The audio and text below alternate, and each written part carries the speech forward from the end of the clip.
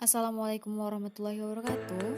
Saya Salsabila Hidayati akan menjelaskan tentang administrasi pendidik dan tenaga kependidikan. Pengertian pendidik merupakan tenaga profesional yang bertugas merencanakan dan melaksanakan proses pembelajaran, menilai hasil pembelajaran, melakukan pembimbingan dan pelatihan, serta melakukan penelitian dan pengabdian kepada masyarakat, terutama bagi pendidik pada perguruan tinggi. Pengertian tenaga kependidikan yaitu yang berkualifikasi sebagai guru, dosen, konselor, pamong belajar, widya iswara, tutor, instruktur, fasilitator, dan sebutan lain yang sesuai dengan kekhususannya, serta berpartisipasi dalam menyelenggarakan pendidikan. Pendidik yaitu tenaga profesional yang merencanakan pembelajaran, melaksanakan pembelajaran, menilai hasil pembelajaran, membimbing, melatih, meneliti, dan mengabdi kepada masyarakat, seperti guru, dosen, tutor, instruktur, pamong belajar, konselor, widya iswara, fasilitator, penguji, dan lain-lain. Tenaga kependidikan adalah anggota masyarakat yang mengabdikan diri dan diangkat untuk menunjang penyelenggaraan pendidikan. Tenaga kependidikan merupakan tenaga yang bertugas merencanakan dan melaksanakan administrasi, pengelolaan, pengembangan, pengawasan, dan pelayanan teknis untuk menunjang proses pendidikan pada satuan pendidikan. Adapun kompetensi sebagai persyaratan pendidik dalam Undang-Undang Nomor 14 Tahun 2005 yaitu meliputi 4 cakupan. Yang pertama, kompetensi pedagogik, yaitu berkaitan erat dengan kemampuan guru dalam memahami proses pembelajaran.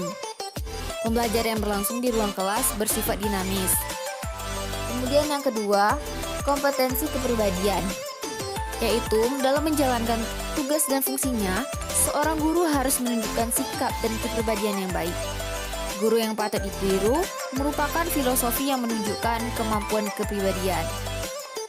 Yang ketiga, kompetensi profesional, yaitu kemampuan seorang guru dalam mengelola proses belajar dan mengajar. Kemudian yang keempat, yaitu kompetensi sosial, adalah kemampuan guru sebagai pendidik untuk berkomunikasi dan berinteraksi yang baik dengan warga sekolah maupun warga di mana guru berada. Pengelolaan tenaga pendidik dan tenaga kependidikan. Yang pertama, perencanaan pendidik dan tenaga kependidikan. Yang kedua, pengadaan pendidik dan tenaga kependidikan, bertujuan untuk memenuhi kebutuhan tenaga kependidikan di sekolah, baik jumlahnya maupun kuantitasnya. Yang ketiga, pengembangan pendidik dan tenaga kependidikan yang berfungsi pengelolaan personel mutlak diperlukan untuk memperbaiki, menjaga, dan meningkatkan kinerja tenaga pendidik dan kependidikan sekolah. Yang keempat, ada promosi dan mutasi pendidik dan tenaga kependidikan, yaitu merupakan kegiatan promosi pemindahan pegawai dari suatu pekerjaan ke pekerjaan lain yang tanggung jawabnya lebih tinggi dan penghasilannya pun lebih besar. Adapun mutasi merupakan kegiatan manajemen tenaga kependidikan yang berhubungan dengan suatu proses pemindahan fungsi, tanggung jawab, dan status ketenaga kerjaan dari kependidikan pada situasi tertentu dengan tujuan agar tenaga pendidik dan kependidikan yang bersangkutan memperoleh kepuasan kerja yang mendalam. Yang kelima, pemberhentian pendidik dan tenaga kependidikan merupakan fungsi personalia yang menyebabkan terlepasnya pihak organisasi dan personel dari hak dan kewajiban sebagai lembaga tempat bekerja dan sebagai pendidik dan tenaga kependidikan dalam kaitannya dengan kependidikan sekolah.